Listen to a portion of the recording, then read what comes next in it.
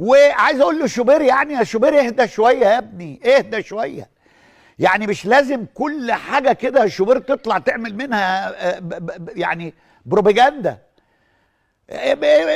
ماشي، انت في قناه جديده عايز تعمل مشاهدات وبتاع، وطبعا في صداقه حميمه بين الكابتن محمود الخطيب وبين هنا بوريده، فانت بتشتغل في قناه النادي الاهلي دلوقتي، فعايز تبين للكابتن محمود الخطيب انك انت في صف هنا بوريده وبتخلص على مجدي عبد الغني.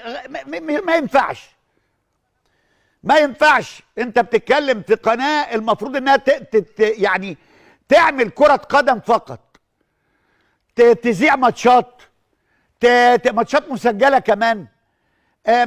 ما تتكلمش في حاجه خالص غير يعني هو قناه ريال مدريد بيطلعوا ويعملوا يتكلموا في انتخابات اتحاد الكره، ولا قناه برشلونه؟ الله، ما ينفعش. انت في المفروض قناه النادي الاهلي يا جماعه، يا جماعه يعني لازم نبقى عارفين. يعني انا اتعرض عليا اشتغل في قناه النادي الاهلي من زمان، انا ما رضيتش. ليه؟ لان عشان اشتغل في قناه الاهلي يبقى لازم ابقى بس مع النادي الاهلي. ما ينفعش ابقى عضو في مجلس اداره في اتحاد كره القدم وبشتغل في قناه النادي الاهلي، يبقى كده انا فقدت حياديتي.